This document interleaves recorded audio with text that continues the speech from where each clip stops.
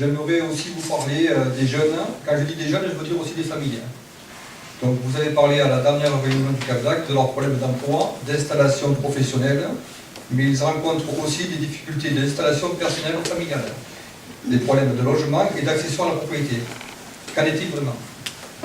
Ce problème-là me tient particulièrement à cœur. J'en ai parlé très souvent en conseil municipal, où je me fais ramasser d'habitude. Mais bon, c'est pas grave, je suis toujours là. Et c'est vraiment quelque chose de très important. Parce que une ville vieillissante, bon, j'ai rien contre les vieux, moi-même je ne rajeunis pas, mais il faut quand même que les jeunes soient présents. Une ville vivante, une ville complémentaire, c'est quand même très important. Alors, quelle est la situation actuellement? On le voit au niveau des classes. Vous savez, les jeunes, ça fait des familles, ça fait des enfants. En 3 ans, à Agde, il y a eu 7 fermetures de postes sur les écoles maternelles et élémentaires. C'est du jamais vu chez nous. Ça veut dire quoi? Ça veut dire que les jeunes s'en vont ailleurs. Pourquoi? C'est vraiment massif. Cette classe, c'est 7 fois 25. Donc c'est vraiment beaucoup. Et c'est pas fini, parce que tout ça c'est centre-ville. Mais même sur le Haut et sur le Cap, c'est pas dit qu'il n'y ait pas de fermeture prochainement. Donc c'est une tendance forte et assez récente qui s'amplifie. Donc pourquoi? La première raison, c'est l'installation professionnelle. On voit bien qu'il manque de boulot, donc ils cherchent du boulot ailleurs, même les diplômés. Donc, ce qui, à un moment donné, manque aussi au niveau du développement économique. Ça, cette question-là, bon, j'en ai parlé au CAP, je ne vais pas revenir dessus. Et il y a aussi l'installation familiale, c'est-à-dire que ces jeunes-là, ils n'arrivent pas à s'installer chez nous facilement pour des raisons de prix de foncier et donc de construction, et pour des raisons de logement aussi. Donc, quelles actions vous préconisez pour faire évoluer cette situation qui est pour moi très alarmante? Eh bien, je vais vous parler de différentes choses, dont du logement social. Vous savez, quand on est jeune, souvent, à début de carrière, avoir un logement qu'on appelait à l'époque HLM, c'est bien utile. Personnellement, j'ai habité 2 ou 3 ans en HLM sur l'île de Taux à 7 au début de ma carrière. Je ne m'en porte pas plus mal. Donc il ne faut pas non plus faire ce qui se fait actuellement, c'est-à-dire stigmatiser une population pour des raisons politiques, pour des raisons électorales. Ce n'est pas bien de diviser la population pour ça. Je ne vous fais pas un dessin, vous avez entendu ça. Vous avez entendu, la loi Duflot nous impose de construire 2750 logements sociaux à Agde. Ça, c'est théorique. C'était d'ailleurs déjà le cas avant, puisqu'au lieu d'en avoir 25%, il fallait en avoir 20. On est loin du compte, on n'est qu'à 5 ou 6%. C'est une tendance. Mais ce n'est pas ça que demandait l'État. L'État, il ne nous demande pas de construire 2500 logements. L'État, il n'est pas idiot. L'État, il nous demandait de montrer une bonne volonté. Et donc, il y avait un accord qui avait été pris, et la ville d'Agde, sur 3 ans, devait sortir à peu près un peu plus de 200 logements sociaux, ce qui est tout à fait normal sur une ville comme la nôtre. Des logements sociaux, et vous allez tout autour du lycée, ce ne sont que des logements sociaux. Est-ce qu'ils posent un problème? Aucun.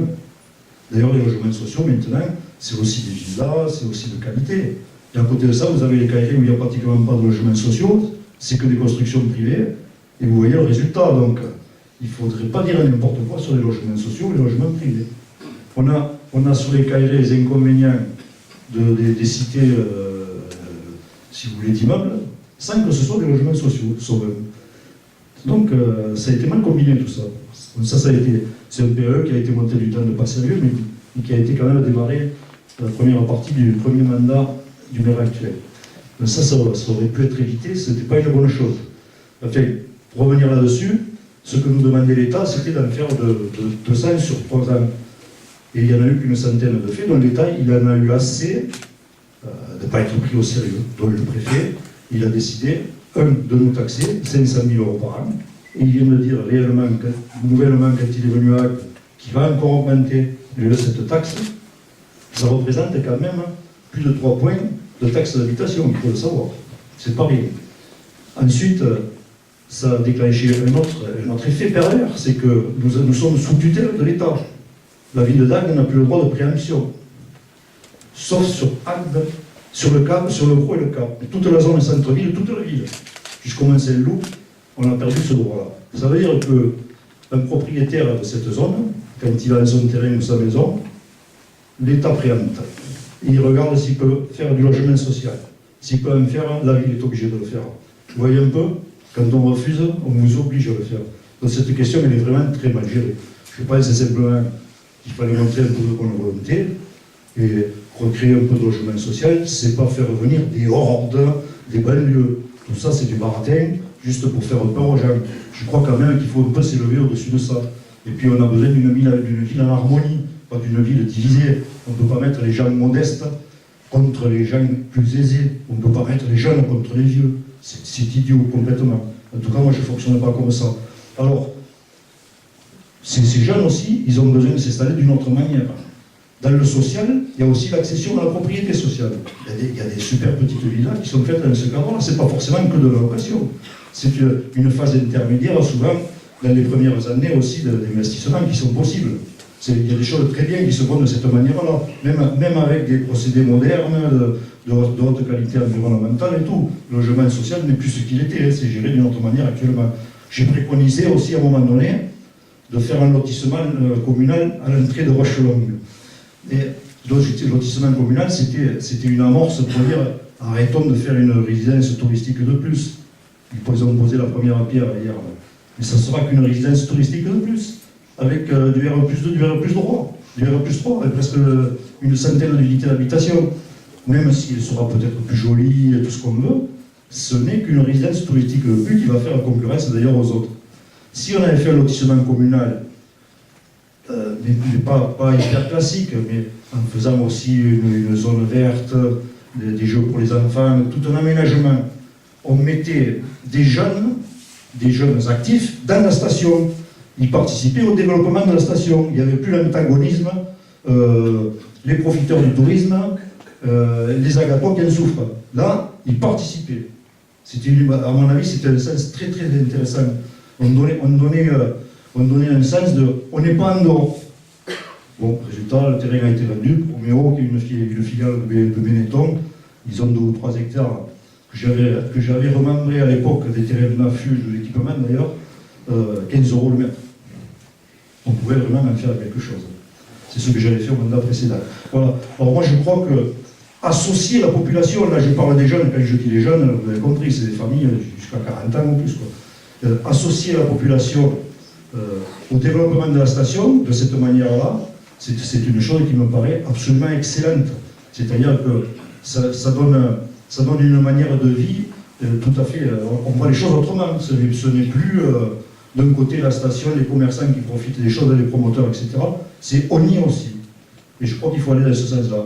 C'est en tout cas ce que je proposerai, parce que bien que la braderie des terrains municipaux ait été largement entamée durant ce mandat pour éviter trop d'endettement, il va nous manquer des terrains. Il en reste encore. Je crois que symboliquement, il faut s'attaquer à cette question-là. Voilà. Le but, là aussi, c'est de ne pas diviser, au contraire, d'aller vers une harmonie population touriste, agattoir touriste, qu'on voit davantage d'ailleurs sur le gros, ça concerne un peu le Cap, ça, mais bon, c'est une harmonie jeune, ancien, une harmonie vraiment à tous les niveaux, je crois que c'est tout à fait souhaitable.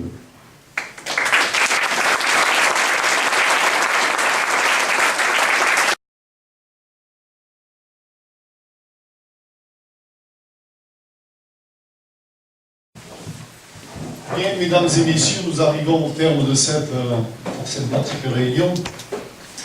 Nous espérons que vous avez eu les réponses souhaitées, ou tout au moins une partie des réponses souhaitées, et que cela vous donnera du bon au cœur pour le futur de notre bonne chère ville d'Agde. J'espère que M.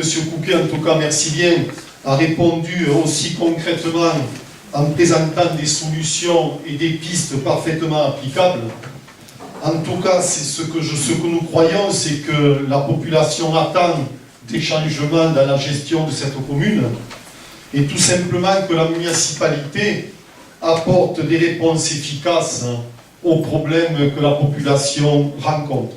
En tout cas, 1000 fois merci, et bon vent à tous, et j'espère qu'on se retrouvera sur de bons auspices, en espérant que les résultats soient très positifs pour notre équipe. Merci.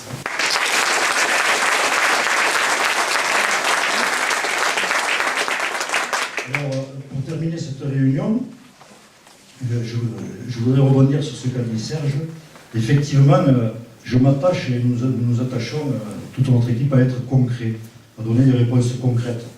Vous l'avez vu, on ne se prend pas la tête, on dit des choses simples, des choses applicables, des choses toujours au bon coin du sens, c'est-à-dire qui sont aussi finançables facilement. Parce que je pense qu'il ne faut pas dépenser plus que ce que nous gagnons. Je ne suis pas pour une politique d'austérité, pas du tout. C'est vrai que nous avons les moyens de bien vivre et de bien investir. Mais dépenser plus que ce que nous avons, ça accroît la dette, et à terme, ça accroît les taxes, vous le savez. Même si on utilise quelques artifices qui tiennent un peu de temps, comme la braderie des terrains communaux, ou comme les budgets annexes, où la dette s'accumule et réapparaît un jour. Voilà. Donc, je crois que c'est sur ce principe-là. Donc, il faut être concret. Et être concret, ce n'est pas présenter des projets fabuleux, inapplicables, ou des projets ruineux dont la population devra de toute façon faire les frais. Ce n'est pas non plus, politiser un débat municipal qui n'en a pas besoin. La gestion municipale, elle n'est pas politique, elle n'a rien à voir avec ça. Je crois que le but de présenter des choses énormes, c'est vouloir faire rêver les gens. C'est une combine dans les campagnes électorales qui est classique. Oui, mais faire rêver les gens, c'est aussi les prendre quelque part pour des gugus. Et je crois que les gens, ils en ont assez d'être pris pour des gugus.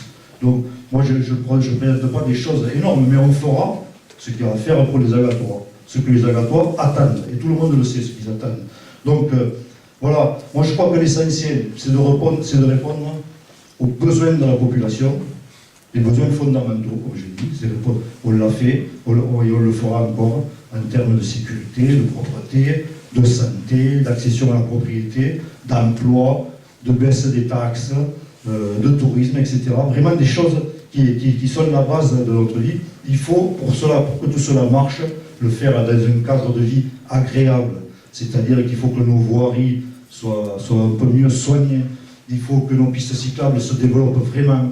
Et, il faut que nos espaces verts se multiplient au lieu d'être annexés par un golf mal placé, qui n'est pas au bon endroit plutôt. Il faut vraiment multiplier toutes ces choses-là pour que les gens soient bien. Il faut rétablir une qualité de vie. Il faut rétablir, comme j'ai dit, une harmonie dans la population. Pour cela, il faut bâtir une ville sûre, une ville propre, une ville où on est bien soigné, une ville où on vive bien dans un bon cadre de vie, et une ville où les jeunes puissent aussi profiter du développement économique et du tourisme. C'est la ville d'Agde que je veux pour vous.